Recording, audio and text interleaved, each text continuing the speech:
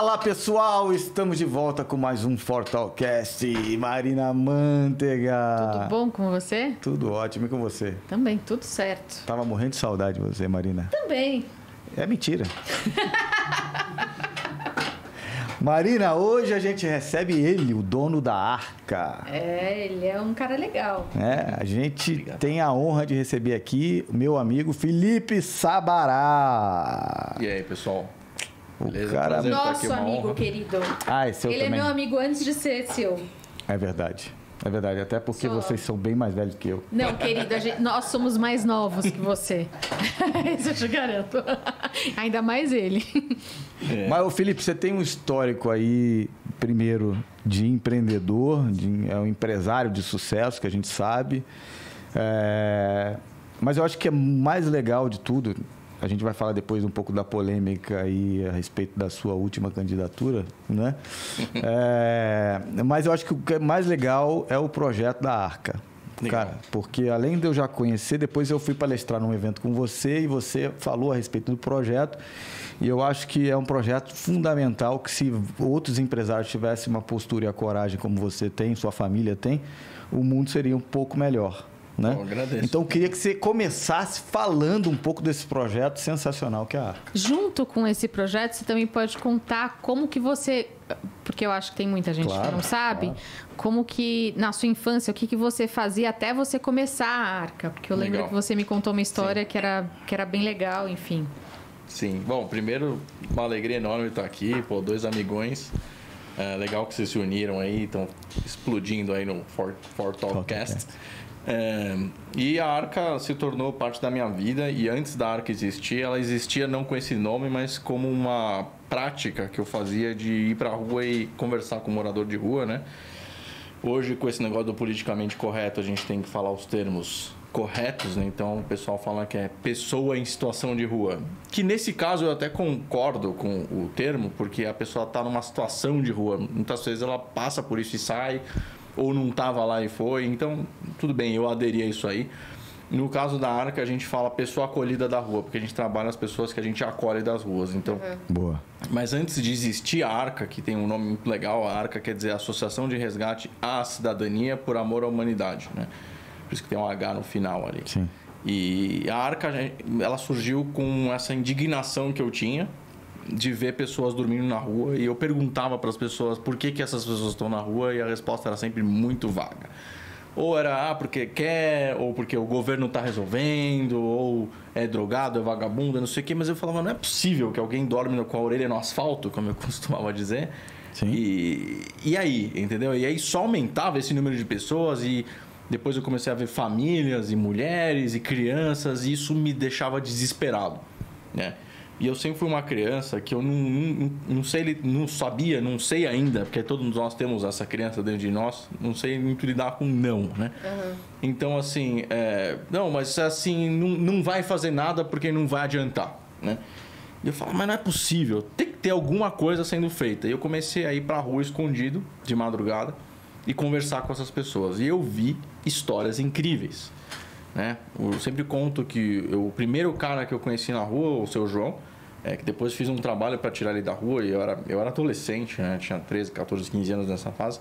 O cara tava dormindo no posto de gasolina que tinha sido dele, né? Isso me deixou assim, eu falei, meu, como assim? E eu achava que era mentira, né? Aí eu fui conversar com os frentistas lá do posto, que eram ex-funcionários do cara. Os caras, não, o seu João é gente boa pra caramba, ele dorme na troca de óleo aqui, porque ele, sempre foi muito gente boa, acabou acontecendo isso aí, ele foi pra bebida e tal, o cara acabou se divorciando. E muito do divórcio dele, ele coloca na culpa dele porque trabalhava demais, ele tinha vários postos de gasolina, não dava atenção pra família. Perdeu. E aí perdeu a família, foi pro alcoolismo, e do alcoolismo ele foi parar na rua. Só que esse cara é um puta empreendedor, né? Então eu ficava indignado, eu falava, meu, São João, você tem que sair daí. Ele, não dá mais jeito. Eu falava, não, vai ter que fazer da jeito, entendeu?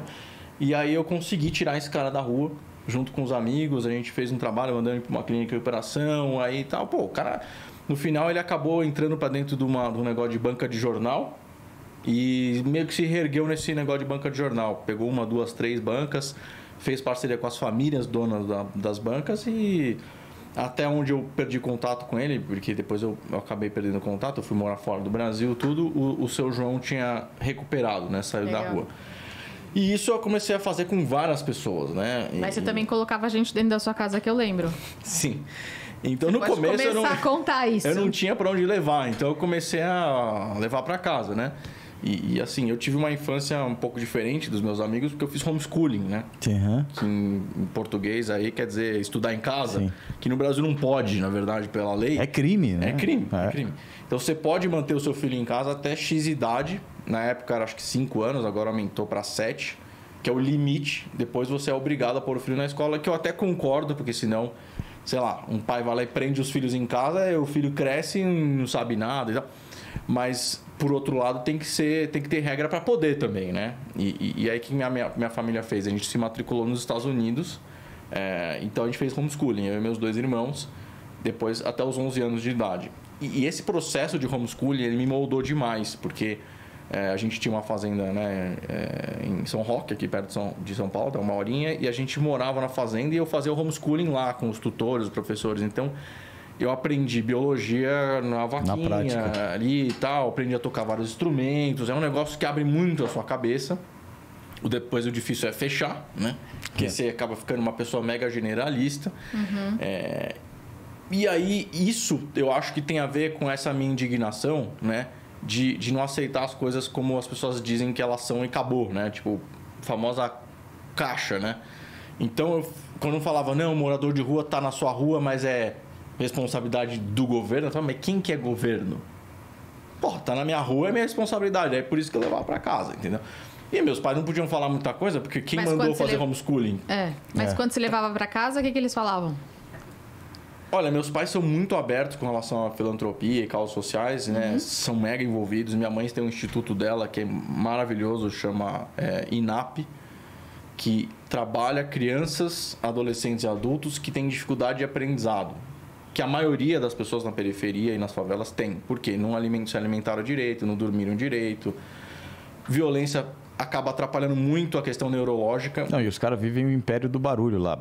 O tempo inteiro. Não aprende. Loucura, não aprende. Não aprende. Então, porra, minha mãe já trabalha com isso, tem o instituto dela. Minha família tem fundação também, que trabalha Nordeste, Sertão do Nordeste. Trabalha com o Nepal também, com meninas traficadas sexuais. Né? Eles apoiam projetos na Ásia que resgatam mulheres traficadas. Enfim, minha família é bem envolvida com isso. Então, não tinha como eles falarem assim, não vai fazer, entendeu? A questão óbvio que você não é para você levar para dentro de casa. É que eu era um adolescente indignado e que vi que tinha quarto sobrando em casa e que tinha gente na minha rua. Então, eu tentei resolver essa equação de um jeito rápido. E aí, meus pais, com todo o cuidado, foram me conduzindo e falaram, você tem estrutura para montar um projeto mais eficiente, mais eficaz, né? Que realmente tira as pessoas. Não necessariamente pôr dentro de casa vai resolver o problema do cara, né? Nessa fase, eu adotei um filho, praticamente, que era um menino um pouco mais novo que eu, que era o Edgar. Posso até mandar foto para vocês depois, vocês colocarem aí. Eu tenho foto dessa fase aí, quando eu tinha lá meus 17, 18 anos, que foi quando eu adotei o Edgar. Eu pus na escola que eu estudei. Que legal, né? Isso é... Pô. Paguei matrícula, pagava tudo, fazia aula de reforço. E aí que eu entendi o negócio da minha mãe, de que os caras não conseguem aprender. Porque ele não acompanhava a série. Mas de jeito nenhum. Eu não conseguia memorizar uma frase, entendeu? O Edgar me dava desespero. Enfim, o Edgar é uma longa história, mas eu acabei fazendo isso se tornar uma coisa mais... É uma longa história, mas de final feliz ou não? É de final feliz, não era o final que eu queria, porque eu consegui uma vaga para ele estudar nos Estados Unidos, mas ele não quis. Não quis? Porque, olha só que loucura, ele tinha que passar pelo menos 1 ou 2 noites na casa de algum familiar responsável, porque eu não tinha diferença de 15 anos de idade dele, então eu não podia ser responsável. Entendeu? Não tinha nem 10 anos de diferença dele. Então, a assistente social e o juiz da vara da infância falou, ó, ele tem que ter um assistente social tem que ir lá, validar com o familiar, daí ele vai para esse projeto que chamava Meninos de Campinas, que era patrocinado pela Mercedes-Benz, e aí ele ia estudar fora do Brasil. E esse projeto, ele dá super certo. Ele leva crianças de rua, e carentes para estudarem fora, os caras vão fazer faculdade depois lá e dão certo, entendeu? É muito legal. Eles são adotados por famílias executivas da Microsoft, Mercedes e essas grandes empresas. Ele se recusou a dormir na casa de um familiar dele, no caso era a mãe, porque o padrasto queimava ele com ferro quente a infância inteira, entendeu? Então não, realmente. Então, beleza, mas ele meio que deu certo aqui, né? Ele não quis ir pra lá, então, se ele tivesse pra lá, eu tenho certeza que, estaria voando, mas ele queria ser bombeiro e aí conseguiu o sonho que ele queria. Tá bom, né? Só de onde saiu, né? Tá bom. É isso. E eu, conheci o cara dormindo na calçada na frente da minha casa. Então legal. Legal. Mas aí, com essa frustração do Edgar e outras, eu percebi... E ainda bombeiro é uma profissão honradíssima. Muito, muito. Mas essa frustração de ver que não é tão simples fazer, me levou a querer profissionalizar a coisa. Então eu me juntei com outros amigos e a gente criou um instituto antes da Arca que chamava Brasis, que na verdade foi ideia de um outro amigo meu, Marcos Amaro. Que agora está com a Amaro Aviation aí, tá literalmente voando. Ele é filho do Rolinho. Ele é muito bom. E na época, ele, o Ricardinho Goldfarb da Marisa, eu, o Dinho Tranquese da Daslu, quem mais estava? O Rafael Queiroz, a Marcela Monteiro de Barros. Uma galerinha aqui, filho de empresário em São Paulo, pela ideia muito inspirada pelo Marcos, que estava meio indignado com essa história. Que podiam estar fazendo outra coisa, curtindo a noite, a balada, não sei o quê. Tava pensando o Betinho Moraes também, né, da Votorantim, estava com a gente. Cara, foi espetacular o Brasis. A gente chegou a alugar um sobrado no centro da cidade. O Marcos tinha essa mania de estudar filosofia. Então ele trouxe uns professores e a gente começou a estudar filosofia com os caras e depois fotografia. Aí fizemos um leilão da fotografia dos caras na Daslu, que existia ainda, aquela loja de luxo e tal. E eu vi aquilo acontecer, daí o pessoal resolveu colocar o Brasis debaixo de uma fundação e tocar a vida deles. Eu falei, peraí, mas agora que a gente viu que dá certo, vamos continuar. E eu tive a ideia de fazer um restaurante, porque eu pensei, fotografia é meio limitante. Ou você tem talento para fotografia ou não tem. Então não adianta pegar morador de rua. A cada 50 que você ensina a fotografia, talvez nenhum vire fotógrafo. Porque eu mesmo já fiz vários cursos de fotografia e, é máximo Instagram, gente. Eu não decolei. Não consigo decolar na fotografia. Não tem e é uma profissão que está cada dia mais difícil. Com a tecnologia. Possível. Então eu pensei, gastronomia, você monta o restaurante, você tem desde o valet, tem o garçom, assistente do garçom, o cozinheiro, se ele quiser virar chefe de cozinha. Tem tanta coisa na gastronomia, estou falando de restaurante, mas tem food service, é um mercado gigantesco. E aí eu tive essa ideia de fazer o restaurante, não chamava Arca ainda, né? E aí foi quando um amigo meu estava trabalhando com o Jamie Oliver, lá na Inglaterra, e o Jamie Oliver tem um restaurante chamado 15, que emprega morador de rua.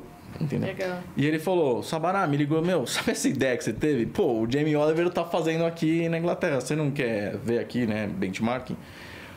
E aí eu peguei e fui pra lá, conheci o Jamie lá, o pessoal, e falei, vou fazer o 15 no Brasil. Ele falou, não, o 15 só tem um aqui. Eu falei, então eu vou fazer o 16, sei lá. Aí ele falou, não, olha, é o seguinte, você pode até fazer um restaurante, mas... Amigão, que o Jamie é meio folgadão, assim, né? Tipo, o cara, Jamie Oliver, metidão. E aí ele falou assim, mas você vai treinar os caras onde, meu? Você vai pegar na rua e botar no restaurante? Eu falei, ele falou, não é assim. Eu falei, tá bom, então você faz aonde? Aí ele falou, eu tenho uma parceria com um projeto na Itália chamado San Patrignano. Você não conhece San Patrignano? Não, então você não conhece nada de morador de rua, pô. Falei, cara, não conheço nada mesmo, né? Daí eu fui pesquisar, ele falou, esse vinho que você tá tomando é produzido em San Patrignano. Esse queijo, esse cara que serviu foi formado lá. Eu falei, o que é isso? Legal. E eu fui estudar San Patrignano e eu fiquei impressionado. Quem quiser entrar no site, S-A-N, San Patrignano, escreve, um G mudo, Patrignano. Entra aí, pessoal. O cara, um maluco, na década de 70, tal de Vincenzo Muccioli, tinha uma fazenda e ele começou a chamar os caras, né, os junkies, que na época era pós a segunda. Não, era após o negócio, o Woodstock lá nos Estados Unidos. Ah, sim. E aí, a droga entrou pesada na Europa, heroína, a galera injetando na rua, lembra dessa causa? Aí quanto que foi? HIV, 69. E daí o cara, ele montou a San Patriano em 78. O Woodstock foi em 69, alastrou essa ideia da droga, os malucão lá.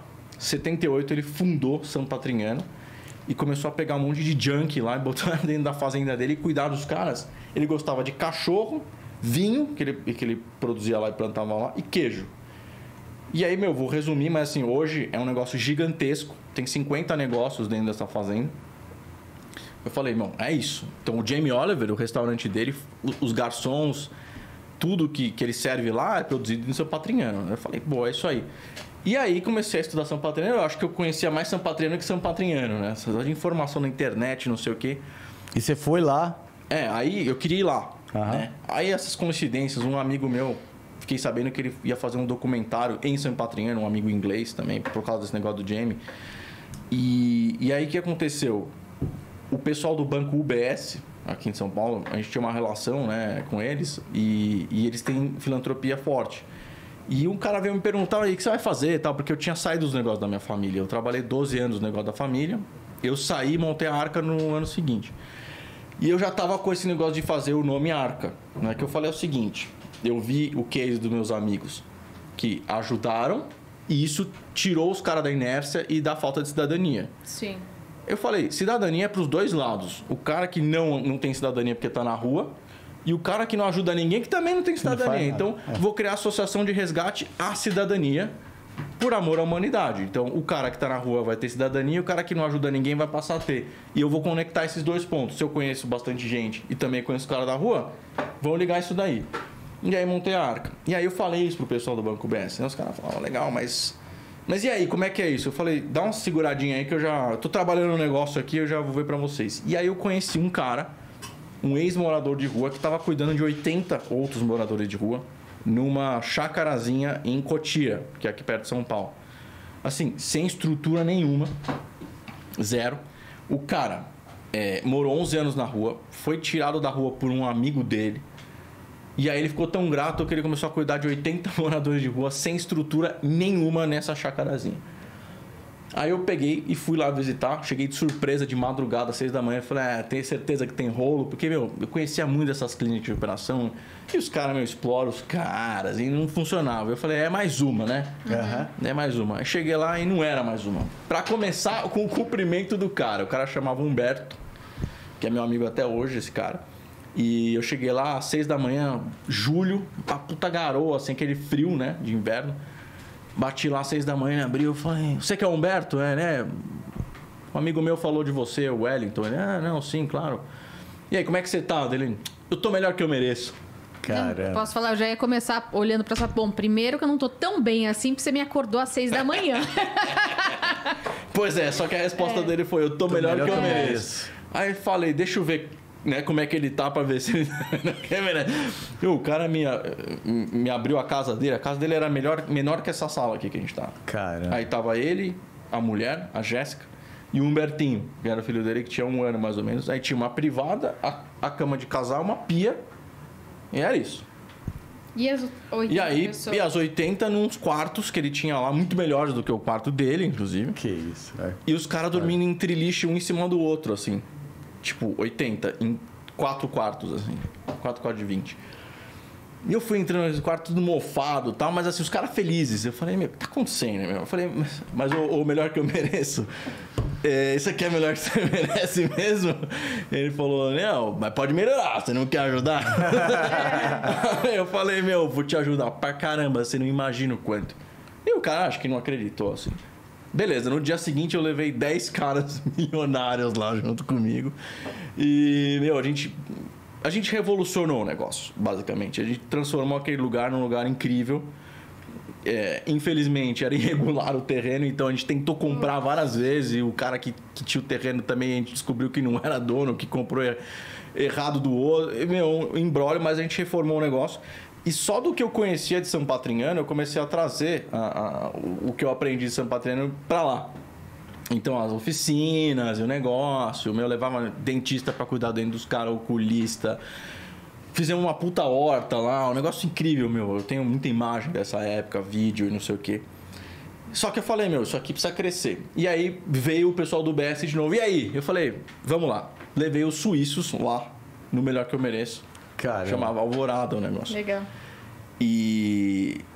Vocês passam imagens do negócio ou não? A gente dá um jeito. Tá. Ô, Glaucão, eu mando. tem missão. Vocês não vão acreditar. Assim. Tem imagens absurdas de como era e como ficou e tal. Cara, eu sei que eu levei os suíços lá. Você já viu os suíços chorar? Eu nunca tinha visto. Não. Nunca. Os bichos ficaram doidos. Falaram, o que você tá fazendo, cara? Você tem que levar isso pro mundo, não sei o quê. Eu falei, beleza, né? Daí eles me convidaram para palestrar no maior fórum de filantropia do mundo, lá em São Moritz, que é uma cidade lá na Suíça, no final desse ano, que era 2012. E aí eu recebi o folder, né, o material de palestrante. E aí tava lá, tinha vários assuntos de filantropia, né, ambiental, social, não sei o quê, gênero, essas coisas de filantropia. E aí tinha lá morador de rua, né, a causa global e dependência química. Felipe Sabará da Arca, e no meu mesmo painel, uma tal de Letícia Moratti de São Patrignano. Que legal. Eu falei, eu nunca tinha falado de São Patrignano com o BS. Assim, eu simplesmente fui chamado para palestrar no mesmo painel com os caras que eu mais admirava, que eu não conhecia, não tinha ido lá. Foda. Aí eu liguei pro cara do BC e falei, o que é isso aqui? Não dá, não vai rolar. A minha palestra vai ser, oi, eu quero ser eles. Obrigado, boa noite. Tipo, mas cara, não, óbvio que não. O que você tá fazendo no Brasil? Lá eles são mais velhos, tá pegando juventude, tá pegando gente de empresa, empresário para cuidar de morador de rua. Não, você vai falar. Eu falei, eu quero conversar com essa mulher aí. Ele falou, puta, não vai rolar. Dá um Google aí. Aí eu dei um Google na tal da Letícia Moratti, prefeita de Milão, família mais rica da Itália, tal, não sei o quê. O cara falou, então a gente não vai fazer a ponte, mas você pode tentar. Liga lá. Beleza, eu liguei pra mulher, deixei um recado, ela me ligou de volta. E falou, gostei da sua história, então, você vai palestrar comigo, né? Eu vi aqui também. Faça o seguinte, a gente vai lá, palestra lá em São Moritz, tá? Divide o painel. E aí eu quero te levar pra São Patrignano. Você topa comigo? Eu falei, essa mulher, a família dela botou 500 milhões de euros em São Patrignano. Caramba. Pra você ter uma noção. E realmente eles são a família mais rica da Itália, petróleo, donos de toda coisa de TV, dono da Inter de Milão. Legal. Venderam depois, acho que para um chinês ou para um árabe, mas eles eram donos também. Basicamente, eu fui lá, palestrei, falei um pouco do que a gente estava fazendo e deixei a bola com ela, né? Essa mulher morou em São Patrignano quando ela tinha 19 anos. Por acaso, a Letícia agora, acho que hoje ela deve ter uns 75. Na época ela tinha 60 e pouco, né? E aí eu fui para São Patrignano no avião dela lá, tudo, e ela ficou uma semana comigo. Que legal, cara. E ela me mostrou aquele negócio inteiro, que aí eu tenho bastante imagem aí para mostrar também. Basicamente são em torno de 3.500 pessoas acolhidas das ruas que moram nessa fazenda, eles ficam 4 anos lá, e eles saem de lá capacitados e já com emprego. No mundo inteiro. Incrível, porque daí ela vai reciclando, né? As pessoas vão... É isso. Tipo, não fica dependente, que eu acho que é isso que é o melhor. E cada ano é uma fase que os caras passam para depois, no 4º ano, saírem já. Então, o 15, do Jamie Oliver, é um dos restaurantes parceiros que tanto compra insumos de São Patrignano na Itália, quanto emprega os homeless, os moradores de rua lá. Incrível. Aí conectou tudo. Eu falei, beleza. Só que é o seguinte, quando eu terminou a viagem lá, a Letícia falou o seguinte, eu falei, por que você fez isso por mim? Ela falou, não sei, mas eu sei de uma coisa, você vai ter que fazer igual agora. Porque eu investi em você. Falei, você vai ter que fazer isso no Brasil, queridão, se vira. Ela falou, só vou te dar uma dica. Só vou te dar uma dica, não deixa ficar só com você. Porque ficou em cima da minha família, a gente gostou muito do tal do Vincenzo, que não tinha grana, ele tinha só fazenda. E a família dela apostou e ela falou assim, isso no tempo a gente percebeu que seria melhor a gente ter feito um negócio mais pulverizado e menos focado em uma pessoa só, porque hoje é autossuficiente, eles lucram 16 milhões de euros que volta para um projeto, mesmo assim eles têm uma parte de doação para ficar melhor ainda. Mas ela falou, já começa convidando a sociedade a participar, porque senão você vai ter que botar 500 pau, ou mais. Não, é você e você, né? E aí eu falei, beleza, eu voltei, fiquei 3 dias de cama, porque o negócio é surreal. não dá para explicar São Patrignano. Aliás, o vídeo que eu traduzi de São Patrignano, que tá até no YouTube da Arca, os próprios moradores de São Patrignano falam: São Patrignano não dá para falar, só dá para viver. E moral da história, eu passei os próximos 7 carnavais em São Patrignano. Tá? Tipo, seguidos. Porque eu falei, isso aqui virou minha casa. Caramba. E um dos negócios de capacitação é de hotelaria. Então, eles têm uns quiosques, uns bangalôs. Não é bangalô que chama isso aí? Hut, em português. É bangalô? Stand. Não é bangalô, é tipo... Casinha dessas de madeira. Como é que chama isso aí? Não sei. Pousadinha. Pousadinha. É pousada. Pousada, é. Só que bem organizadinha. E os caras que estão em treinamento lá, que estavam na rua, eles são treinados em te atender, em limpar o quarto, entendeu? Porque ele sai de lá e vai trabalhar no hotel. Entendi. Então você fica lá, hospedado... Qualquer um pode ir lá e viver lá. É. Aí que eu aprendi a questão. O principal deles lá é a triagem.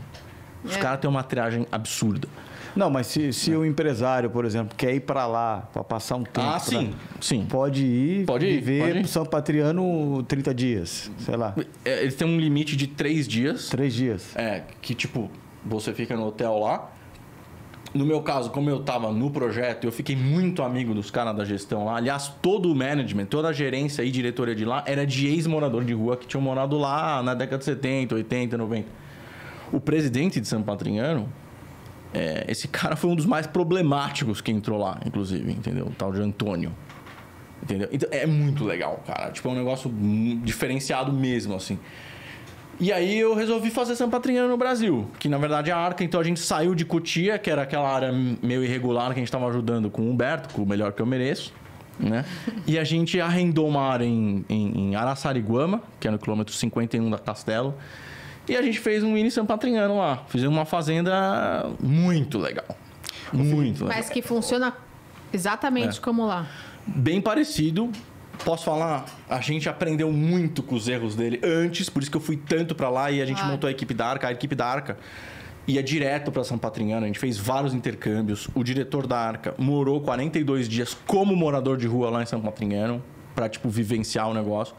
E a gente começou a trocar muita informação, então a gente já saiu na frente e a gente aplicou um negócio que é a permacultura, que eles não faziam em São Patrignano, que para, vamos dizer assim, me agradecer a eles, eu levei a permacultura para eles, que é basicamente um modelo que você transforma um negócio autossustentável na parte de alimento, de saneamento, de energia, de água e solar.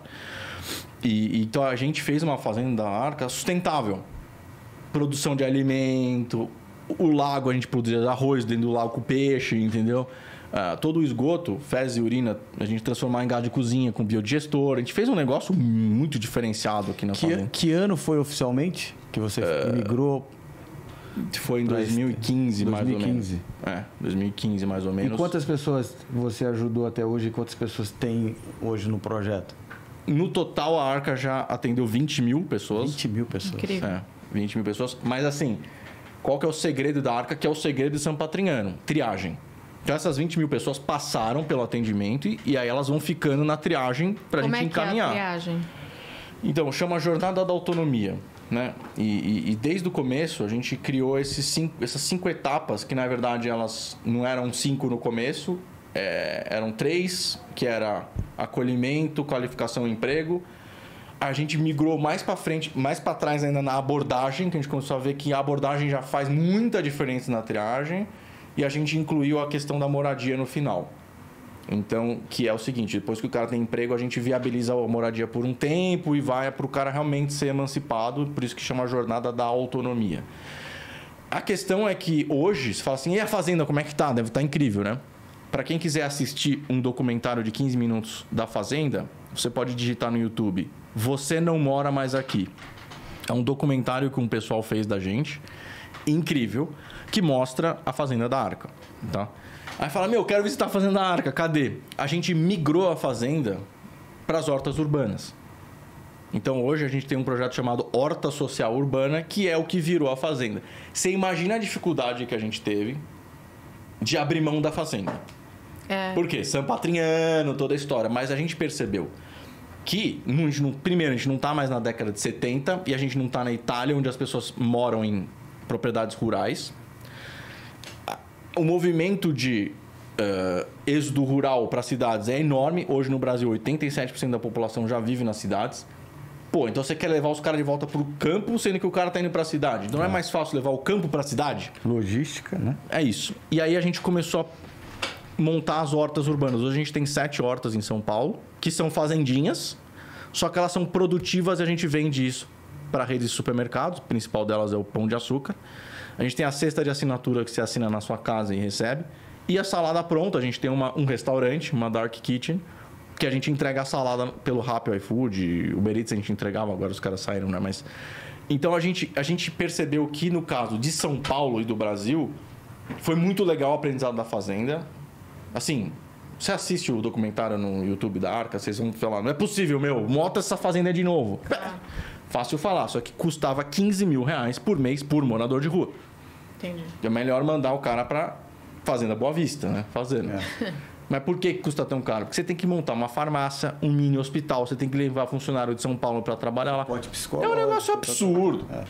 Mas aonde moram essas pessoas agora? Então, como é que a gente fez? Lembra da abordagem? As pessoas que trabalham na hora. A gente passou a fazer abordagem na rua e nos albergues, que a gente já fazia para fazenda. Mas em vez do cara ir morar na fazenda... Eles moram no albergue. Ele mora no albergue até conseguir o emprego na nossa horta ou em empresas parceiras, como é o McDonald's. Lembra do projeto do McDonald's aqui em São Paulo, na prefeitura? Então, na verdade, é um projeto que já vinha da Arca. Então, para quem não quer trabalhar na horta, a gente encaminha para algumas empresas. E a partir do momento que o cara recebe salário, ele sai do albergue e vai para a casinha dele ou para o quartinho dele, entendeu? Então, por isso que a abordagem é acolhimento, qualificação, moradia, emprego e moradia. Sempre nessa sequência. E aí fica muito mais fácil, por quê? Porque a gente faz as triagens nos albergues e na rua. A gente tem mais ou menos 300 voluntários ativos, mil voluntários no total. A gente vai pra rua fazer esses trabalhos de roupa, comida, coisa. Mas sempre para fazer o trabalho e acolher. A gente não gosta muito desse negócio de ir lá fazer e ir embora, entendeu? Então a gente já tem a parceria de acolhimento. Dentro do acolhimento a gente tem uma triagem bem rígida. Porque tem gente que quer ficar no albergue. Tem gente que não. Não quer sair, ou não quer naquele momento, entendeu? Por quê? Tem muita dificuldade do cara sair na rua hoje, porque também a oferta do que é dado de projeto social é meio rasa, entendeu? Eu não tenho nada contra quem leva roupa e comida na rua, mas é muito raso. Eu faço. Sabe também, aquele viaduto, aquela ponte embaixo da Pacaembu ali? Tinha uma família que morava ali. E aí eu mobilizei um monte de gente para ajudar. Tiramos a família dali. 3 meses depois, a família estava lá de novo. E a gente foi perguntar por quê. Ela falou, não, porque não podia abrir mão daquele ponto. Como assim? O ponto era dele, da família dela. Não podia abrir mão, porque ali ela arrecadava. E todo final de ano ela ia lá e arrecadava um monte de coisa. Então, assim, tem gente que não quer sair da situação. Não é tão simples, entendeu? Assim, na verdade, Sérgio, o que eu aprendi com o tempo? Que todo mundo quer sair. A questão é o que vai ser ofertado, entendeu? Então, vamos lá falar do padre Júlio Lancelotti, tá? Que a galera... Vamos dizer, tem uma pessoal que fala mais de direita, que ele gosta de fazer politicagem também. Sim. Que ataca os fascistas, não sei o quê, genocida, higienista e tal. Ele não pode falar um A de mim, porque mesmo antes de secretário, sempre falei com ele e tal. Eu admiro o trabalho de ir pra rua e fazer. Mas mais admirável é quem tira da rua. Sim, sem dúvida. E é muito mais difícil. Porque, de verdade, vou falar. Eu faz 24 anos que eu mexo com essa população. Eu tô com 38, 25 anos, na verdade, que desde que comecei com uns 13. O cara quer sair. Ele quer sair da rua. É claro, gente. Ninguém gosta de dormir colhendo asfalto. Não importa se o cara tem o ponto, ele recebe... Agora, no primeiro momento, no segundo, no terceiro momento, ele vai querer manter o ponto. Porque ele vive daquilo, É uma situação tão dramática, muitas vezes, de famílias pobres, que o cara precisa daquela doação. Então, ele perdendo aquele ponto... Entendeu? Aí você fala assim, beleza, você, Sérgio, fez um puta movimento, mas e a sequência desse movimento ia ter que você ter que parar tudo e ficar só fazendo isso? Exato. Então, o que eu fiz? Eu montei uma estrutura... Uma família deu um puta trampo. Imagina o seu trampo. Cara... É surreal. São milhões e milhões de reais investidos. Sim. E assim, hoje eu me envolvo muito pouco na operação de rua mesmo. Eu vou pra rua, mas do acolhimento, porque eu sou muito emotivo. E eu sempre estrago a jornada da autonomia. Entendeu? É verdade, entendeu? Recentemente eu estraguei aí com um cara né? No final deu certo, mas assim... Pô, se eu tenho uma equipe, se eu tenho uma galera, psicólogo, educador emocional, físico, parte odontológica, saúde, não sei o quê... Porque eu não respeito o trabalho desses caras, entendeu? Claro. É que eu vou lá e fico, esse cara mesmo... Entendeu? Então, essa estrutura que a Arca tem hoje, ela vale muito, porque ela realmente acompanha a pessoa desde a abordagem. Mesmo que o cara fale não, aí 3, 4 amiguinhos dele saem, passa um tempo, o cara falou, eu quero essa oportunidade, entendeu? Sim. Tem o Joseval, que é o nosso funcionário mais antigo, que é ex-morador de rua, CLT da Arca hoje. Ele participou da 3ª turma de treinamento da Arca. A gente está na 18ª. Esse cara falava, eu não queria.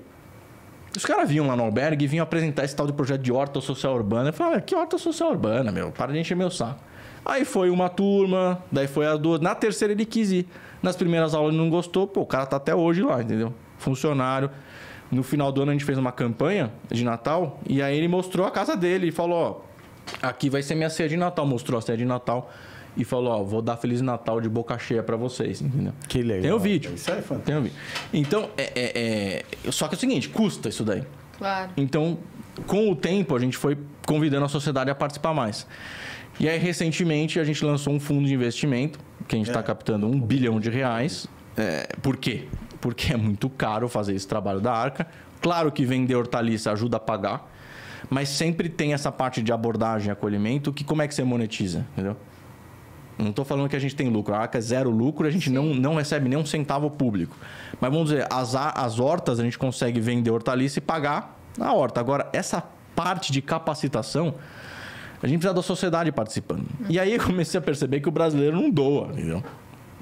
Se você pega o ranking de doações, o World Giving Index, existe um World Giving Index, você põe no Google, você vai ver. O brasileiro está lá embaixo no índice de doação. Geralmente os países do primeiro PIB, segundo PIB, eles acompanham o índice de doação. Cai no Brasil, vai lá para baixo, entendeu? Caramba. Então, o que eu falei, meu? Na verdade, foi ideia, né? Em conjunto, na Arca, a gente falou, vamos montar um fundo de investimento, a gente acessa os melhores fundos e aí a gente não vai pedir mais dinheiro de doação. Vamos pedir dinheiro para investimento. O cara põe o dinheiro dele lá, vai render nos melhores fundos que o cara não teria acesso, que a gente conseguiu acesso. E a taxa de administração, em vez de ficar num banco ou numa gestora, vai para a Arca.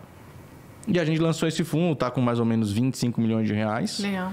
E a meta é chegar em 1 bi. E qualquer um pode colocar? E qual que é o mínimo? 0 mínimo. Ah, é? Tem gente...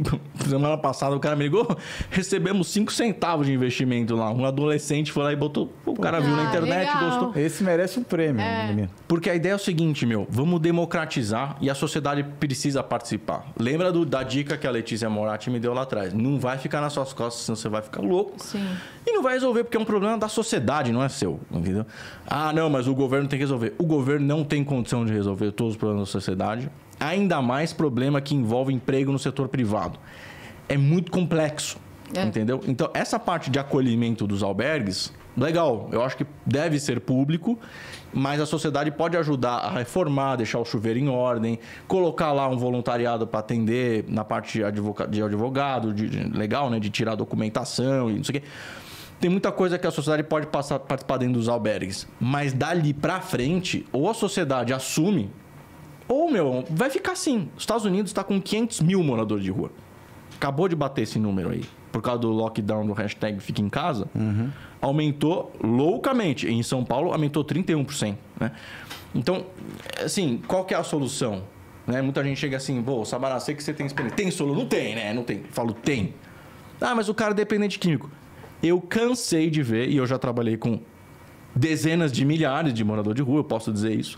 Cansei de ver cara largando a droga depois que você dá a oportunidade direito pro cara. Dignidade, né? O cara tá na droga como fuga. É isso, Serginho. É fuga da realidade, entendeu? Ah, meu cara já tá viciado há não sei quantos anos. Felizmente, o crack... Vou falar um negócio aqui que pouca gente sabe. O crack, ele gera uma dependência química, não psicológica, mental, cognitiva, muito pequena.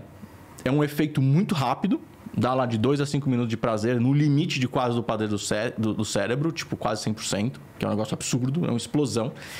Só que depois passa, e aí o cara fica num vício neurológico daquela sensação. Agora, quimicamente, não é tanto vício quanto a heroína, por exemplo, e quanto o álcool. que é o pior. Álcool é pior que heroína. Que é pior também. Então, essas crises que você vê em filme, o cara tendo, da heroína ou do álcool, o crack dá muito pouco disso aí. Né? Felizmente, você vê que é um pico muito alto de prazer, só que a dependência química ela não acontece tanto. Então, o que acontece? O que a gente via na fazenda lá, às vezes, e óbvio que a gente não pegava o cara da rua lá e botava na fazenda, tem todo um processo de triagem, não sei o quê, mas a gente via que o cara ia largando a droga. Quando o cara menos percebia, ele substituía toda essa falta da droga com um monte de atividade que a gente tinha, que a gente continua tendo na horta. Meu, o cara trabalha na horta ali, o cara tem que colher, ele tem que regar, ele tem que fazer o canteiro, tem que fazer conta do canteiro, tem que levar, entrega pão de açúcar. Você traz de volta um sentido da vida do cara, né, cara? O cara perdeu completamente. E o cara não quer ser viciado, entendeu? Então, só que é o seguinte, pra gente chegar nesse nível, a sociedade tem que querer participar. Então a gente montou o fundo, porque assim, amigão, vamos lá, você não quer doar, mas se você fosse investir, você jamais acessaria esses fundos que a gente acessou, né? Legal, olha o rendimento e, meu, a taxa não tá indo pro banco nem pra gestora, tá indo pra Arca. Então você tá ganhando dinheiro e tá ajudando. Não é possível que você não queira participar. Cara, então, só que até a pessoa acreditar que não tem um trocadilho, que não é pegadinha e tal, então por isso que a gente fechou com o BTG. BTG, meu, show de bola, André Esteves, Salute, Marta Leonardes, preciso agradecer os caras. Os caras toparam botar nosso fundo na plataforma digital. Hoje, se você tem aplicativo do BTG no celular, você entra lá e bota quanto você quiser. R$1, R$5, R$10, R$1.000, R$1 milhão. E se não é cliente do BTG, como é que faz? Você consegue investir pelo fundo. Pelo fundo, aí você vai abrir na sua conta e vai fazer pelo fundo. Mas pelo BTG é muito mais rápido. E o BTG zerou a taxa. Então vai 100% para a Arca. Entendeu? Legal. E isso, assim, é uma vitória, tá? Demorou 3 anos pra gente conseguir convencer o BTG a fazer isso. E eles estão certos, porque, meu, tem que averiguar, tem que ver quem é, não sei o que e tal. O XP, por exemplo, não quis fazer. Entendeu? Eu vou falar aqui porque eu achei um absurdo. Sim. E vou deixar claro, porque vocês me conhecem. Claro. Eu falo as coisas mesmo, entendeu? Sim. E eu fui lá, apresentei pro pessoal de ESG do XP. Os caras falaram que a gente não é ESG, né? Então eu perguntei o que é ESG, que ESG é Ecologia, Social e Governança, né? Uhum. Pô, a gente faz horta em São Paulo, emprega os caras... Então, a puta governança. Então, beleza, XP. Daí eu fui no BTG, os caras, beleza. Agora, se o XP quiser, legal. Se qualquer outra plataforma digital quiser... Porque é mais fácil quando é no digital, né? Claro. Porque você vai lá e pum, bota o dinheiro lá, né? Porque tem que falar com o banker, não sei o quê, com o seu gerente da conta. E a gente está com a expectativa de captar esse 1 bi até o final do ano, que aí os 1% da taxa é 10 milhões de reais. Hoje a Arca custa 3 milhões de reais por ano. Se a gente tiver 10, praticamente triplica o tamanho da Arca. Sim. E conseguimos botar muita gente que está na rua para trabalhar nas hortas, dar dignidade, dar emprego e tal. Então, essa é a fase que a gente pretende expandir pelo Brasil aí? Meu, tem muita gente pedindo horta social urbana Arca pelo Brasil. E você me conhece também, eu gosto de coisa grande, não sei o que, dá muita vontade de fazer. Mas eu tô sendo muito criterioso de falar, meu, vamos deixar São Paulo bem... E aí é o seguinte, amigão, você é de BH, que tá cheio de morador de rua, você é de Recife, você é do Rio de Janeiro, Poa, né, Porto Alegre. Cara, faz a sua filial da Arca aí, a gente faz toda a estrutura, a gente tem estrutura financeira, jurídica, marketing, uma espécie de franquia social. Sim. Vamos ajudar a expandir o fundo, pega uns investidores locais lá, a gente já tem o mecanismo, né, a ferramenta, o veículo que é o fundo, e, não tem problema, entendeu? Agora, a Arca primeiro precisa estar bem estabelecida em São Paulo, né? É isso. E, obviamente, eu tenho minhas outras atividades. Isso aí é minha atividade filantrópica. Eu tenho minhas empresas, as coisas que eu faço. Então, tem que respeitar a equipe. Eu não vou bypassar o pessoal da minha equipe que fala... Sabará, legal, você quer ir pro mundo inteiro, mas assim... Vamos fazer São Paulo direito primeiro, entendeu? E, pô, São Paulo tá novo. Vai, esse projeto vai... Agora, a gente já vai... Vamos falar de... Vamos falar de assunto quente, polêmico? Não esqueça a história, né? Não me vai logo no não, mas depois você não pode voltar pra... Você não pode voltar na história. Não, eu quero entrar, quero jogar ele na fogueira já. Pelo amor de Deus. Primeiro você tem que perguntar pra ele como ele foi parar. Vai, professora. Não vai perguntar primeiro sobre as brigas, calma, que eu sei que Marina, que ele faz. Calma, Marina. Ele quer briga, mas aí depois você não pode perguntar pra ele como que ele foi parar na Secretaria Municipal Marina, de São Paulo. Pergunte pra ele. Vai, Marina. Como que você foi parar na Secretaria Municipal? Não, o que aconteceu? A Arca, a gente estava na época com a Fazenda ainda, tudo, que isso foi em 2016, né? Tava nesse processo de migrar para hortas. Eu tava numa crise porque eu falei, meu, São Patriano, cara, pô, a gente tava quase dando, não sei o quê. E aí o conselho, governança, né? Que a XP falou que a gente não tem governança. Beleza, então. Ô, Benchimol. Pois é. Furla. Pô, Gui. Ô, Gui. Mas não, mas vai dar certo, uma hora vai dar certo. A gente, o pessoal da governança do nosso conselho, que eu escuto mesmo, assim, tipo, a gente tem conselho consultivo, bonitinho, conselho fiscal. Então, Sabará, seguinte, a gente já estava abrindo a primeira unidade da horta, estava dando certo. Tem que fazer fazenda urbana. Ninguém tá fazendo isso. O Pão de Açúcar já falou que compra. Tem mais um monte de supermercado, tem os restaurantes. Bom, vocês já fazem agricultura orgânica bem pra caramba. Os caras estão gostando de trabalhar. E na fazenda, a gente não podia vender. Porque diferentemente da Itália, que o custo foi a prisão do Vincenzo Mutoli e a morte dele, inclusive. Aliás, quem quiser assistir o documentário no Netflix de San Patrignano... Vou assistir. É assim... Eu vou assistir também. Arrebatador. Na verdade, o mais legal de tudo é que quem fez pra atacar San Patrignano. Só que San Patrignano é tão bom... Mas como assim vai atacar, gente? Porque é o seguinte... O Vincenzo Mutoli foi preso. E aí vocês têm que assistir por que ele foi preso. Porque, promotoria pública, a galera odiava ele porque ele competia com o Estado, né? Com o governo. Ele fazia muito melhor. Sim. Então os caras ficavam perseguindo ele, falando, você tá escravizando, é trabalho escravo, não sei o quê. E ele falou, não, olha essas famílias, o tanto de gente que o cara recuperou.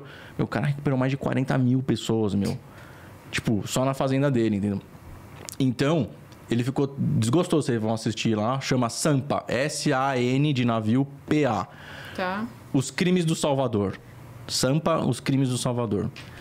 Porque os caras, quem fez o documentário contra ele foi o filho dele. Caramba.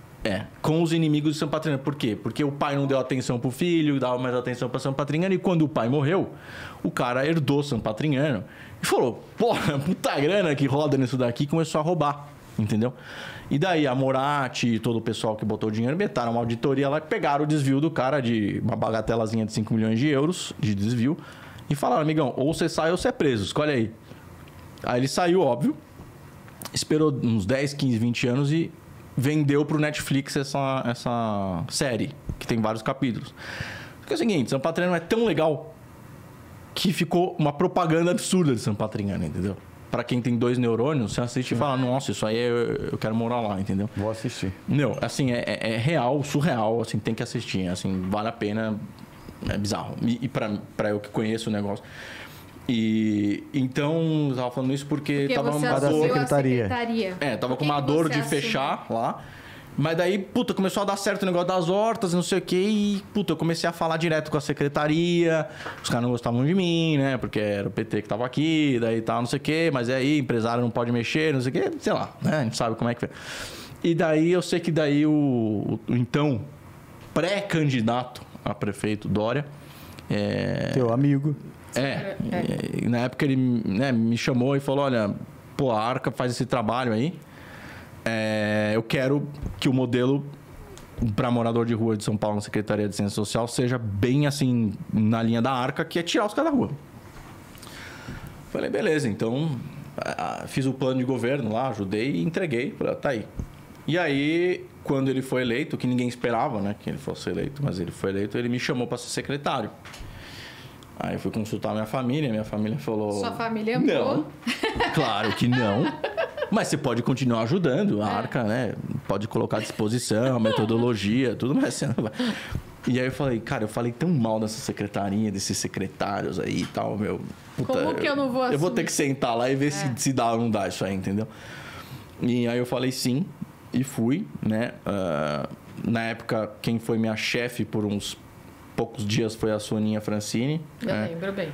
E aí ela acabou sendo demitida, eu assumi, né, o lugar dela. E, a gente fez um programa, modéstia à parte, foi absurdo, assim, de certo, né? A gente, empregou em 190 empresas e começou o morador de rua, os primeiros 6 meses a gente tinha empregado 1.000 pessoas já, entendeu? Nunca tinha acontecido isso, Veio o secretário de Desenvolvimento Social do Trump, veio visitar aqui, conhecer, e um negócio absurdo. O McDonald's empregou 407 pessoas, assim, foi um negócio absurdo.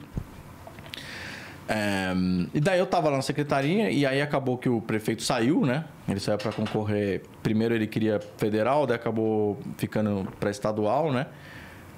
E aí entrou lá o prefeito, o Bruno Covas. Acho que ele queria já presidente, mas não dava. E aí foi. Teve lá um probleminha lá com o Alckmin e tal. E aí ele acabou fazendo lá o estadual. E aí entrou o Bruno Covas de prefeito. E aí, assim, eu fiquei um pouco desanimado, porque eu falei, pô, eu tinha entrado para 4 anos, entendeu? Já foi contra a minha família. E daí eu entrei, aí, puta, perdeu um pouco do ritmo, a galera meio deu uma desmotivada, o grupo de secretários que tava lá, que era uma galera do setor privado forte, que entrou nos primeiros 6 meses ali, 2017, foi legal, cara, entendeu? Não, era um timaço, né? Paulinho Weibo tava com... Não, e vocês iam pra rua todo sábado. Eu lembro que vocês trabalhavam muito. Não, sei lá, a gente trabalhava das 5 da manhã, 1 da manhã todo dia, não tinha feriado, não tinha sábado e domingo, era um negócio muito legal e a galera tava muito engajada, então mas perdeu isso daí. Por que perdeu? Porque o Bruno não dava... Mas e daí que saiu? É que era outro time, né, meu? Entendi. O Bruno daí ele trouxe o time dele time. E tal, ele me manteve, só que eu respeito até o pessoal que ficou lá, mas, puta, eu fiquei meio assim, perdi um pouco da vontade, entendeu? E daí eu saí, eu fui pro setor privado, pedi demissão, coloquei uma pessoa no meu lugar lá e saí, voltei pro setor privado, da minha empresa, eu tenho uma empresa de cosmético. E aí acabou que eu fui chamado para ser secretário no Estado também, na verdade, presidente do Fundo Social do Estado, em 2019, né? Aí fiquei um tempo e... Aí seus pais falaram de novo, não. Na verdade, assim, acho que meus pais até entenderam o negócio da secretaria, porque viram o resultado que deu. Só que aí eu tinha... Já fazia um tempo que eu estava apoiando o projeto do Partido Novo, que hoje eu... Com, assim, muita... Que é o seu outro amigo, Amoedo, te adora. Te ama. Não, assim, com muita tristeza eu falo isso, mas hoje se tornou Partido Nojo, né? Não é mais Partido Novo, infelizmente, porque a proposta era... Desculpa, era muito legal para quem lembra lá dos primórdios, Roberto Mota lá no Rio, que foi o vereador e fundador. Na teoria era legal, né? Pô, tá um negócio assim que fala, vamos mudar o mundo e a política vai ser transformada, não sei o quê. E aí eu tava próximo dos caras, eu me filiei ao Novo, ainda na prefeitura. E aí quando eu tava no Estado, eu fiquei mordido com essa história de ter saído da prefeitura, depois de ter me dedicado muito com esse time e tal, né, que era bom. Aí falei, vou me candidatar a prefeito. Foi uma decisão sua ou você recebeu o convite do partido? Decisão minha. Decisão minha. Assim, o partido me convidou para me filiar e me convidou para ser candidato. Tá. Depois de você se colocar como um possível candidato. A primeira vez, não, eu estava na secretaria. A primeira vez que me chamaram, eu não tinha pensado nisso. Mas a decisão de ir para a candidatura foi minha. Eles puseram o convite na mesa, inclusive o seu Amoedo, que depois falou que não, mas eu tenho as mensagens, enfim. Mas, e aí eu tomei a decisão de entrar no processo seletivo, né? Que era online, a primeira fase, várias fases e tal, concorri com 76 pessoas, vários empresários aqui de São Paulo, inclusive.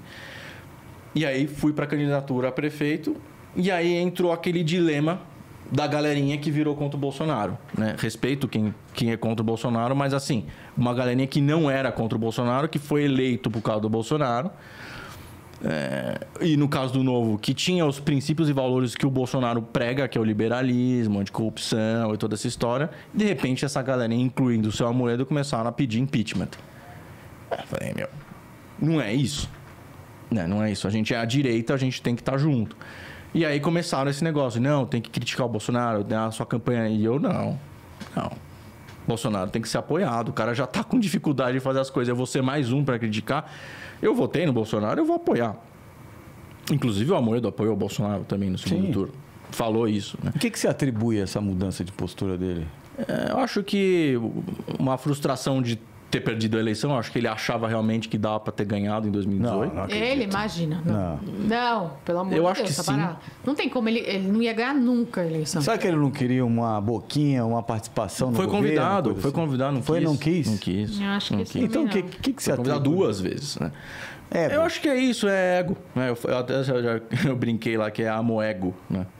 Então, assim, o ego é uma coisa chata, triste, que todos nós temos, mas quando ele não é controlado, e na política, você que também tá bem, bom, vocês, né? Conhece? Eu não tô nada. Não, mas conhece. o ego fica meio inflado, né? A pessoa mas o ego não leva a lugar nenhum. O cara fica ali, entendeu? Então, eu acho que, de fato, ele acreditou que podia. E se não acreditou, falou assim, bom, não deu na primeira, acho que 22 dá, entendeu? Mas daí eu já tenho que virar a oposição desde já, porque não tá perfeito isso daí. Perdeu a mão total, errou. Não tem governo perfeito, o Bolsonaro não é perfeito, nunca quis dizer que era perfeito, ele sempre fala, né? Isso. Tem uma admiração incrível pelo presidente, assim, pô, você sabe, assim, E eu não abri mão de defender o Bolsonaro. Eu falei, eu não vou atacar, não sei mais por oportunismo, porque eu sou candidato, não vou fazer isso, entendeu? E fui ameaçado e fui até o final. Os caras caçaram minha candidatura, tiraram minha filiação do partido, alegando um monte de mentira contra eles mesmos, né? Eles me aprovaram no processo, eles viram tudo depois do processo. Não, peraí, tem um negócio inconsistente no seu currículo. Mas o quê? Não posso falar, é sigilo. E aí foi. E aí eu ganhei na justiça, voltei para a candidatura, continuei falando. Puta, defendi aí no partido para não ser, sabe, sacana e traíra. Fui no debate da Band, fiz questão de não falar mal. Os caras mesmo assim foram lá, tiraram a vice, fizeram uma pataquada. E aí deu no que deu. O partido praticamente acabou, né? Se não fosse o Zema, não teria mais partido novo. Inclusive está fazendo um bom trabalho lá. Né? Mas é ele, né? Não é o partido. Ele, exatamente. Se não tivesse Zema, já tinha fechado, certo? Eu concordo. E aí virou esse negócio aí. O próprio Amoedo caiu na armadilha dele, porque ele botou um cara na presidência para poder dizer que era isento e que não estava lá. O cara resolveu não sair mais. Agora, a turma do Amoedo está processando o próprio Novo. Por quê? Porque eles querem tirar o tal do voto de Minerva do Eduardo Ribeiro, que é o atual presidente. E aí eles judicializaram o próprio Novo. Assim, é surreal, né? E, assim, isso aí tá no Twitter. A mulher do Amoedo e o Amoedo falando: tira esse cara. Quem é esse cara? O cara que ele pôs, entendeu? Então é patético o Partido Novo. Eu fui livrado. Eu vejo hoje como livramento. Você me disse isso na época. Foi um presente. Um presente que você tá ganhando. E eu tava muito chateado, eu não tava acreditando nisso. Mas assim, eu acho que eu não teria saído. Eu ia querer mudar o Novo. Não, peraí, vamos brigar. Pô, o fato de os caras terem me expulsado me levou pro lugar onde eu realmente fui, que é de ser conservador e de defender. Pô, fiz homeschooling, entendeu? Então, assim, me sinto hoje presenteado com essa história. Voltei, não tô mais na política e continuo ajudando. Então, vira e mexe, o pessoal me liga. E aí, vamos falar de social? Pô, mas o governo Bolsonaro fala de social ambiental? Fala. A questão é que fala com gente que não grita, né? Porque enquanto tá os caras lá, ele não, fascista, não sei o quê... O cara me chama, e aí? Isso aqui, quebra de carbono, mercado de carbono. Por que tem que gritar para falar? Né? Então, eu acabei me tornando mais útil, acho, para o país, sem estar diretamente na política, entendeu? E, tive a oportunidade de servir minha cidade, tentei ser candidato e, na minha opinião, se não tivesse feito o que fizeram, a gente tinha muita chance de ir para o segundo turno contra o Boulos. E se a gente fosse para o segundo contra o Boulos, a gente ia ganhar. Enfim, não quero nem pensar nisso, porque, né? Volta a raiva, tem que olhar para frente. Mas já foi. E ainda, bem. Cara, eu acho que não seria um cenário onde você ia ficar frustrado. Então, eu acho pandemia. Pandemia, base, entendeu? Câmara, assim, ia ser muito difícil. Ainda mais com o partido do jeito que estava, né? O Partido Novo, enfraquecido. Sim. Ia ser muito difícil. Diferente do cenário do Zema em Minas Gerais. Né, lá ele comanda lá, né? E a gente tem a história aqui do PSDB, então assim, você ia ficar... Exato. Então eu tô muito feliz, assim. E por que você brigou com o João Dória? Como é que tá a sua relação com ele hoje? Eu briguei com o João Dória, na verdade... Você nunca brigou com ele? Não. O que aconteceu foi que ele tem a linha dele, né? Ele Porque vocês eram amigos? Sim. A gente era amigo e ele me deu uma oportunidade boa. Nunca vou poder falar que não foi, que foi uma oportunidade de ser secretário municipal e depois ir para o Estado. Autonomia total para fazer. Estou super feliz, inclusive, eles vão lançar um parque agora, que é o Parque da Cidadania de Heliópolis. Eu desenhei inteiro aquele projeto e foram várias praças da cidadania. Esse é o primeiro parque, que tem qualificação profissional dentro de favela e tal, não sei o quê. Então ficou o legado lá. Eu respeito muito a oportunidade que ele me deu, mas eu sou Bolsonaro, entendeu? Não porque eu sou Bolsonaro, porque eu assino embaixo tudo que o Bolsonaro faz e fala, mas é porque eu votei no Bolsonaro. Mas você não pode gostar de uma pessoa independente de votar na outra? Não, isso são coisas separadas, né? Agora, eu não concordei com o fato dele virar contra o presidente logo depois de ter sido eleito junto com o presidente, o Bolsonaro. Então, mas assim, nem quero entrar nisso porque vai parecer que eu sou ingrato pela oportunidade que ele me deu de ser secretário e fazer o bem em escala, que é a coisa que eu queria fazer. Eu acho que nem faz bem ficar falando sobre esse tipo de assunto, porque não vai chegar em lugar nenhum. É a escolha dele, entendeu? Eu respeito. Mas vocês nunca brigaram? Não. Nunca, tiveram uma discussão ele obviamente ficou chateado. Mas que foi ingratidão, foi. Né? Tanto com você também, quanto com... Mas você acha que eu fui ingrato? Não. Ah, tá. Entendi. Do outro lado. Dele, que foi. É que assim... O cara escolheu o caminho dele, não é o meu, entendeu? Queimou largada. Beleza. Eu discordo, mas assim, faz o caminho dele, eu faço o meu, entendeu? Eu acho que ele perdeu a oportunidade de fazer um negócio incrível, mesmo aqui em São Paulo, tendo ficado como prefeito e depois no governo. Eu acho que se ele tivesse se unido mais ao Bolsonaro, São Paulo e o governo federal juntos teriam feito um negócio muito legal. E eu acho que automaticamente ele ia ser chamado para ser o presidente. Só uma questão de respeito, uma questão de, não gosto ou tenho alguma mágoa, vamos cooperar para o bem comum, não do jeito que foi feito. Que, na verdade, muitas vezes parece que é imaturidade. É um cara que tem a história que tem, né? Tomar certas atitudes, assim, eu fiquei decepcionado. Mas o que acontece? Eu acho... É o que você falou da política. A política é onde as pessoas vão, o poder muda as pessoas. Mas ele escolheu o caminho dele. Ou mostra quem são as pessoas. E você eu escolhi o meu e eu não vou ceder nesse sentido. Tipo, eu tenho minhas convicções. Sim. Para mim, o Bolsonaro veio tirar o PT e não é perfeito, mas tem um monte de coisa para fazer, entendeu? Então eu acho que seria muito bom ele ser reeleito, porque tem um monte de coisa para fazer que não foi feita porque o cara simplesmente atropelou um sistema que está aí há 20, 30, 40, 50 anos. Entendeu? Então, eu apoio o Bolsonaro para 2022. Veio uma pandemia. Mais pandemia e tudo. E é isso. Então, não tenho briga, nada, respeito. Não dá mais para ser amigo próximo, porque ele realmente está focado nesse negócio de ser anti-Bolsonaro e eu gosto do Bolsonaro, entendeu? Então... E quais são os erros e acertos dele aqui no governo de São Paulo, como governador? Não, eu acho que ele é um cara de gestão, ele tava com a faca e o queijo na mão. Os primeiros, eu fiquei 10 meses no governo estadual aqui. Eu quero saber o de governador. Então, eu fiquei 10 meses. Eu fiquei 2019, de janeiro a outubro. Eu saí no final de outubro, 17 de outubro. Tava legal, assim, a pegada. Mais ou menos como tava na pegada do prefeito, entendeu? Só que aí entrou esse negócio de anti-Bolsonaro. E daí eu acho que essa pauta ficou maior do que a gestão. Aí não estava na pandemia, ele já estava anti-Bolsonaro antes da pandemia. Não foi por causa da pandemia. É só olhar, eu lembro, né? Sim. E aí eu achei que não fazia muito sentido, entendeu? Mesmo eu ficar lá e tal, com todo respeito. De novo, sou grato, tudo, mas não bate com as minhas ideias, entendeu? Eu acho que tem que apoiar o Bolsonaro, entendeu? Se apoiou para a eleição, continua apoiando. Apoiar o governo, né? Apoiar o governo, não a figura. Não é mais a Dilma e o PT que a gente criticava tanto, então vamos apoiar, né? Muito melhor você se dedicar a apoiar, cansei de ir lá, encontrar o Guedes, quantas vezes encontramos lá junto? Sim. E vai aqui, vai ali, tô à disposição, quer alguma coisa de volta? Nada, assim, precisa apoiar. Então eu acho que esse negócio da pauta, entendeu? Eu acho que, ficou focado nisso. Aí depois veio a pandemia, daí ficou maior ainda a rivalidade. Então, eu achei desnecessário. Mas, de novo, é o caminho dele. Mas você acha que ele não fez nada por São Paulo? Não, eu não sei avaliar, porque ficou tanto essa pauta da pandemia que ficou meio... Não sei avaliar, não quero avaliar também. Não, e tem pesquisa que mostra que a aprovação do governo é positiva, mas a dele, por causa dessa exposição excessiva na pandemia... nessas horas eu acho que a gente tem que esquecer também muito... Mas é o que a gente está falando. Né, a pessoa, e tem que ver, se fez alguma coisa ou não fez, entendeu? Não, tem avaliação positiva do governo, mas... Essa exposição excessiva durante a pandemia, eu acho que foi o grande eu não erro. teria feito aquelas lives todo dia e tal.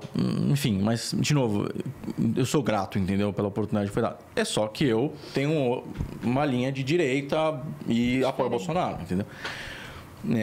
Com todos os defeitos do presidente, tudo que ele mesmo fala que tem, não sei o que a gente vê e tal, mas, ninguém é perfeito e tem um cara que entrou lá e é um cara do bem, entendeu? E que todos os erros eu acredito mais nele do que nos outros, entendeu? Muito mais do que, por exemplo, o Moro aí, que eu tô falando chamando de morno.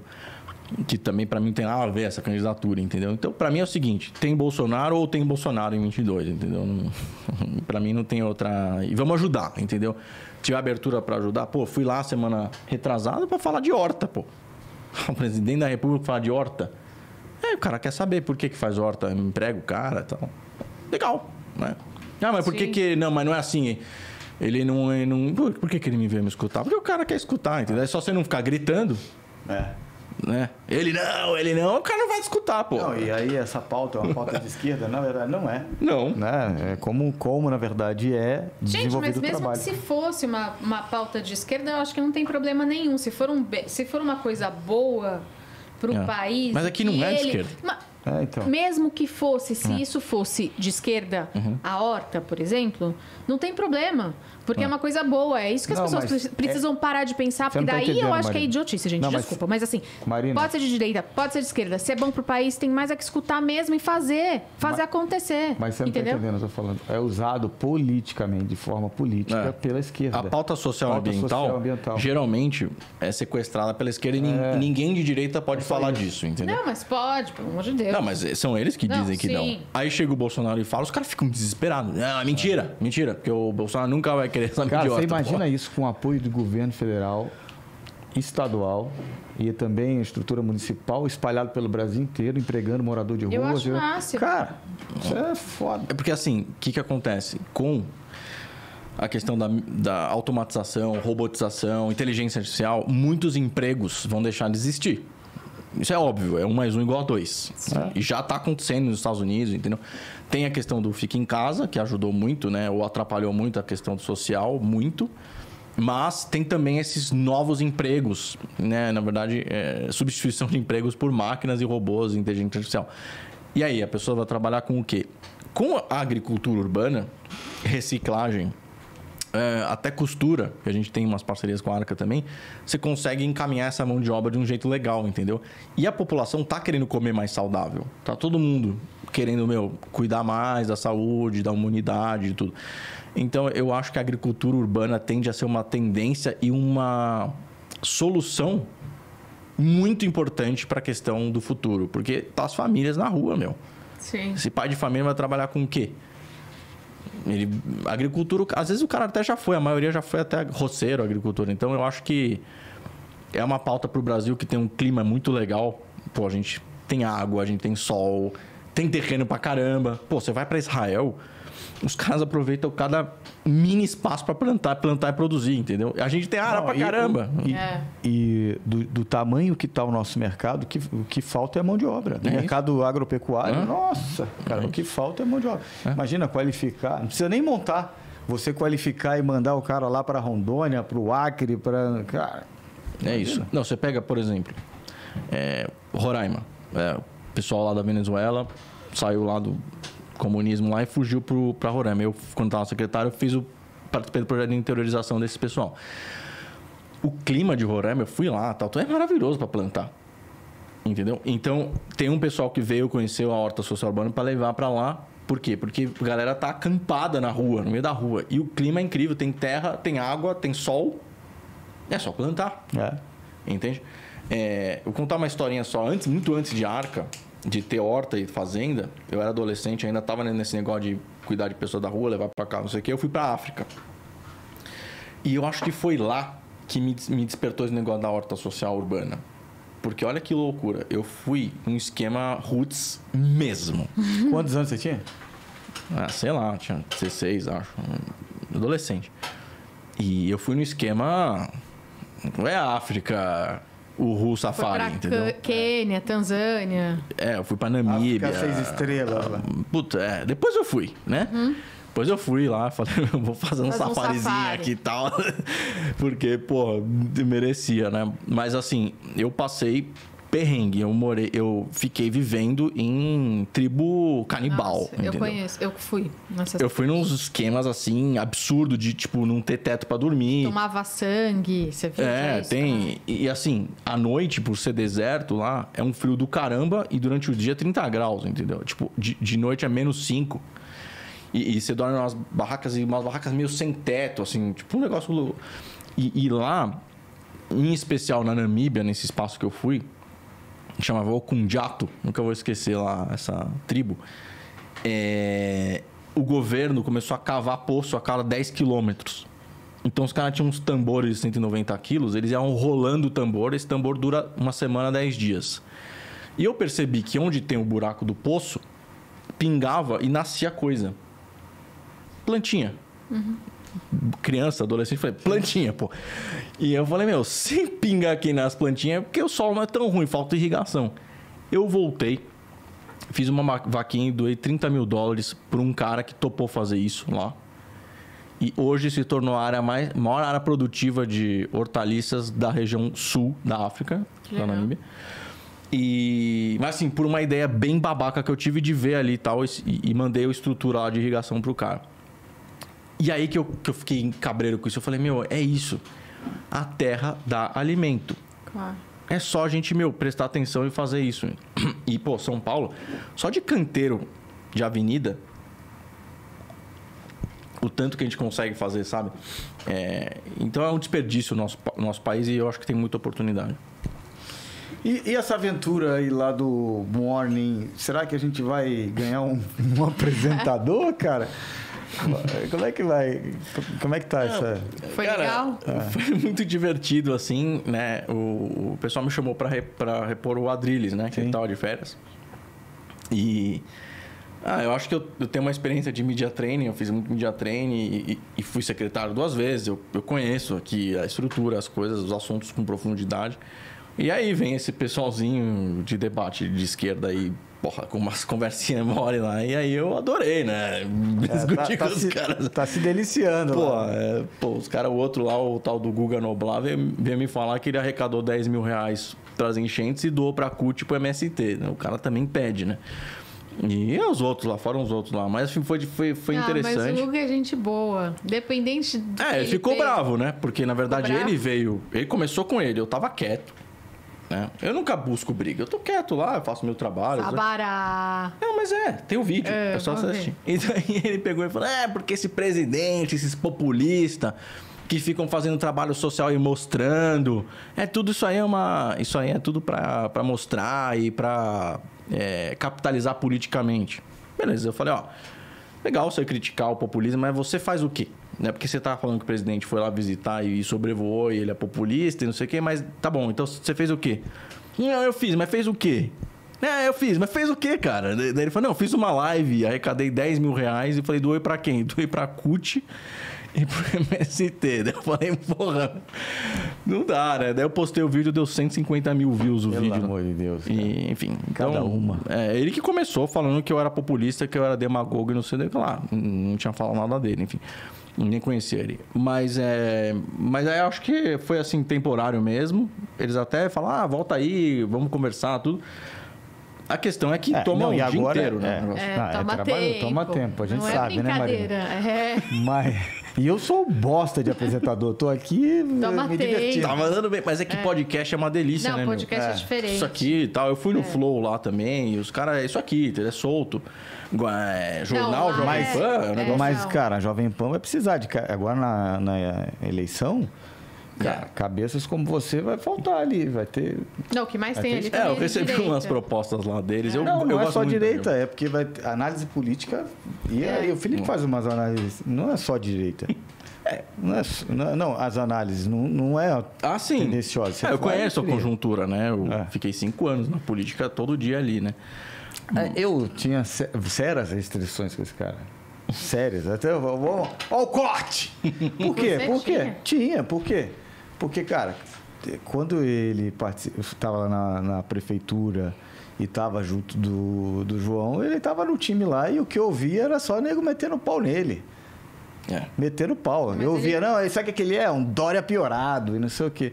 E depois tenho conhecido cada vez mais e admiro o cara. Né? Mas, assim, por quê? Não é porque o que ele fala, vai ver realmente o projeto dele. Não, projeto na prática. Sempre fez. E é isso que eu falo, né? Que a gente conhece, porque senão vai chamar de playboy, né? Não, mas o que tem? Gênero. Agora o cara não pode... Não, eu sei, mas é porque tem muita gente que não conhece, que vai falar, é um playboyzinho, não sei o quê, mas não sabe o trabalho, não sabe, tipo, da onde veio, não sabe o que fazia quando ele era novo, não é mais novo. É que hoje em dia a pessoa olha e ver o estereótipo e também com a rede social hoje, tem gente é muito assim, o cara vai replicando o que o outro recebeu e daí... Não é só, né? É questão de que, assim, você ouve as pessoas falar e aí acaba formando opinião. Só que, e o que tem? Se você pode ser de classe social mais baixa ou classe social mais alta, o problema é o que você faz na prática, na atitude, né? E o Felipe não tem o que questionar. Não. Você pode gostar ou não gostar, achar ele playboy ou não, mas ele faz, entrega, né? E, cara, eu convivo com favela, morador de rua, dependente químico, muito mais que um monte de gente que fala aí pra caramba, né? Vou falar um case aqui, por exemplo, que me deixou indignado. Indignado, cara. Que mataram o senegalês lá. Eu trabalho com refugiado. Dentro da Arca, tem um monte de refugiado que vai pra rua. O que você acha do que disseram que é, na verdade, racismo estrutural. Cara, eu fiquei louco. Por quê? Porque eu conheço o negócio e eu conversei com vários caras, membros da comunidade refugiada. Os caras falaram, que racismo, meu. É o seguinte, o cara foi lá cobrar uma dívida, os caras que estavam trabalhando lá num quiosque irregular, a maior parte dos caras também no crime. E, puta, os caras eram negros que mataram um negro. Ah, mas era senegalês. Cara, se fosse... eles iam matar se fosse... austríaco. Poderia ser qualquer coisa ali que entendeu? Podia ser um alemão de olho azul. Vou cobrar que cobrar, irmão. Sai daqui. E aí a galera fica nessa loucura, entendeu? Eu falei isso lá na Jovem Pan também. Eu falei, vocês estão alucinando. Isso não é racismo estrutural. Cara, que racismo estrutural? É homicídio. Um cara matou o outro. Estrutura social. Eu também acho. Social. Falei, social. Falta oportunidade socioeconômica para população mais baixa renda do Brasil. Aí um cara matou o outro, é homicídio. E esse quiosque que você falou, tá tudo na mão do crime organizado. Tá tudo na mão. Aí você fala, é racismo estrutural? Não. É falta de desenvolvimento socioeconômico estrutural. Beleza. Tem a ver com raça? Não. O Brasil é um país racista? Ideologia? Não. E aí eu entrei num debate com um cara nisso aí também, e o cara falou assim, mas você acha que então não tem racismo estrutural no Brasil? Eu falei, não. Tem falta de oportunidade social. Por quê? Cara, o brasileiro, ele não resiste a dar uma oportunidade para alguém pela cor. Obviamente que a gente teve a questão de escravos no Brasil, e por esta questão de escravos no Brasil, que na África, tá? O pessoal vai tentar me cancelar, mas não tô ligando. Quem fazia a venda dos escravos eram negros, que vendiam negros, por questão econômica. De novo, é sempre a questão da grana, entendeu? E aí no Brasil, quem foi a pessoa que mais ajudou os escravos aqui, que inclusive, né, foi a princesa Isabel, que era branca. Então, colocar a culpa nos brancos de tudo, né? A gente viu uma propaganda ridícula da Bodytech ontem, falando que todos os brancos são racistas. Puta, eu meti uma bronca no Twitter, cancelei minha inscrição na Bodytech, não vou mais. Entendeu? É absurdo, vai me chamar de racista. Eu trabalho com um negro o dia inteiro. Cara, eu ajudo, faço tal. Não, e outra coisa, né, meu amigo? Hoje em dia, que eu falo sempre aqui, e falo com os meus amigos, quem é racista, porque tem pessoas que são racistas, tem um problema psicológico. Isso. Porque com a informação que a gente tem hoje, né, você ser racista você é debilóide. Não faz sentido. Você não tem tá louco. Um neurônio. Agora, o que eu estava discutindo outro dia com um amigo meu que é homossexual, estava falando, cara, coloca o cara negro e pobre, se ele não sofre mais do que um negro rico, um gay pobre e um gay rico. Quem é que sofre preconceito? O gay pobre? Então, o que a gente está falando aqui, existe preconceito sim, mas é preconceito social e aí socioeconômico, é a estrutura da nossa sociedade. Tem. E assim, vamos falar assim, tem a questão do preconceito e tem a questão do conceito. Tá? Quem fala muito isso é um cara chamado Jordan Peterson. Sim. Que, puta, é meu guru. Né? Tive a oportunidade de encontrar com ele uma vez. Sério? Né? E é um cara assim... E esse cara fala disso do conceito e preconceito também, né? De um jeito bem legal. Que é o seguinte... Você vai contratar e você precisa de eficiência, eficácia no que você vai contratar, você vai buscar uma pessoa qualificada. Que pena que no Brasil a gente tem mais negros ainda que precisando se qualificar mais por causa do histórico. Correção. Agora, o que acontece? Eu conheço muitas favelas hoje, muitas, que tem branco pobre que passa a mesma dificuldade do negro quando vai tentar conseguir uma oportunidade, porque também não está qualificado, tá? Mas a maior parte dos pobres é negro. Claro que é. Por quê? Porque porque é número, entendeu? Sim. Agora, se você dá oportunidade para todo mundo, então no Fundo Social mesmo eu tinha essa discussão. Tinha um pessoal que chegava lá e falava assim: você tem projeto para empreendedorismo negro aqui? Eu falava, não. Eu tenho projeto para empreendedorismo. Se for ser humano, se não for baleia, pinguim, cachorrinha e golfinho, eu tô ajudando. Entendeu? Adorei. É ser humano? Beleza, vamos ajudar, entendeu? Ah, mas é uma comunidade onde tem mais negros. Vamos ajudar todo mundo. Ah, mas ele... Cara, assim, o ser humano precisa amar. E eu falei isso na Jovem Pan. Eu falei, desde que o ser humano é ser humano, e aí se você acredita na Bíblia ou não, na Torá ou não, tem uma história chamada de Caim e Abel, que segundo conta a história, foi o primeiro casal de filhos. Então tinha lá Adão e Eva. Adão e Eva teve um casal de filhos, Caim e Abel. O Caim matou Abel por inveja, por raiva, porque ele achou que Deus aceitou melhor a caça do cara. E aí, assim, o ser humano é homicida desde que caiu no pecado, enfim, como você quer chamar, enfim, a maldade está na gente. Então, você chamar toda a maldade de racismo é você diminuir o problema que precisa ser resolvido, que é a oportunidade para todo mundo, entendeu? Claro.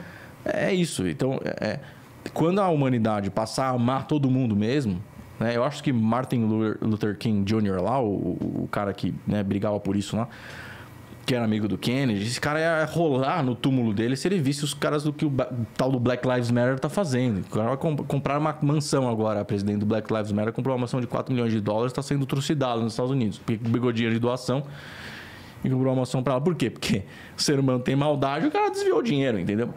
Porque é o seguinte, tem que... All lives matter. Nós temos que nos amar. Quem? A humanidade. Vamos falar da Arca de novo. Associação de Resgate à Cidadania por amor a quem? A humanidade. Sim. Não importa a sua cor, amigo. Temos que salvar a humanidade. Porque a humanidade mesmo. A gente está indo pro buraco porque é o que você falou, cada dia mais. Independente do que for, a gente está se distanciando. E aí, além de não ter dinheiro, as pessoas estão ficando cada dia mais alienadas, sem educação, sem cultura. E aí sim, isso é muito difícil de recuperar. Dinheiro você ganha. Agora, você aprender, você ter educação, você ter cultura e tudo isso, demora, sei lá, 100 anos para tentar recuperar a educação de um país, de uma nação, né? E não é jogando um contra o outro que você vai resolver isso. Mas a gente sai na cabeça de uma criança negra e fala assim, ó, todo branco é racista. Bom, o cara já cresce com isso daí, entendeu? Eu conheço vários de favela, vários, que depois que foram pro trabalho, não sei o que, falam assim, puta, eu tinha isso na minha cabeça, cara, eu confesso. O cara confessa. Hoje, pra mim, é todo mundo igual, tem que ser todo mundo igual. Vamos ajudar os brancos carentes também, todo mundo vai pro mesmo lugar, gente. Todo mundo é igual. Não tem. Parar de separar, porque essa separação é o problema.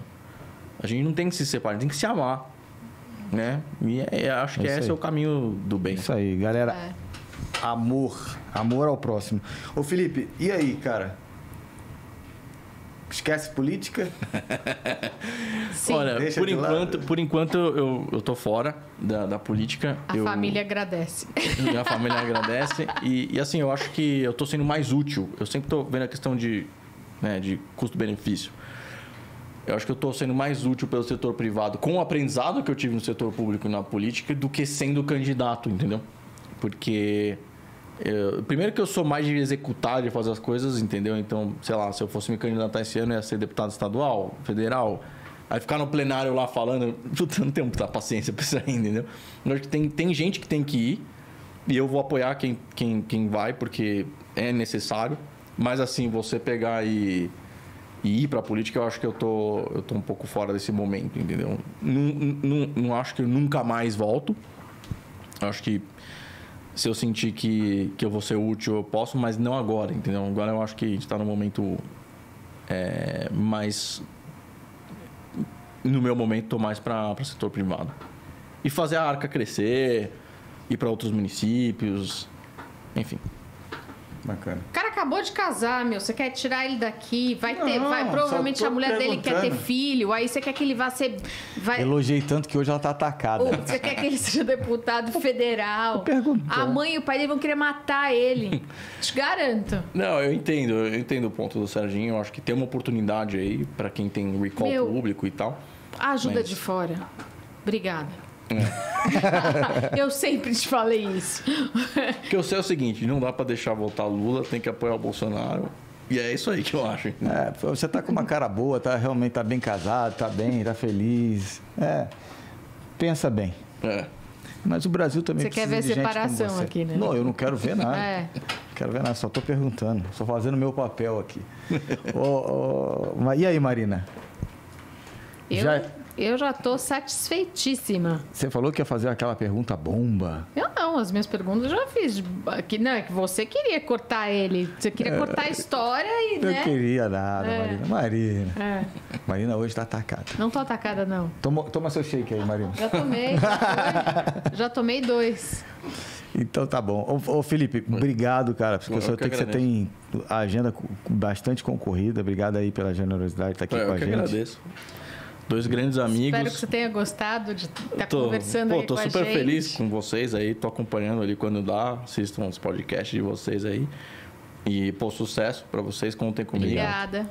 E obrigado pela oportunidade aí de contar a história. Obrigado, imagina, cara. Você é um cara que só traz coisas positivas pra gente. Obrigado. Obrigado. Tamo junto. Tamo junto. Pessoal, muito obrigado pela audiência. Como eu sempre falo, clica no sininho, compartilha, porque a Marina precisa muito da audiência de vocês. Ela fica feliz. Preciso mesmo, fico muito feliz. E a gente volta no próximo Fortalcast. Um beijo, até a próxima. Beijo.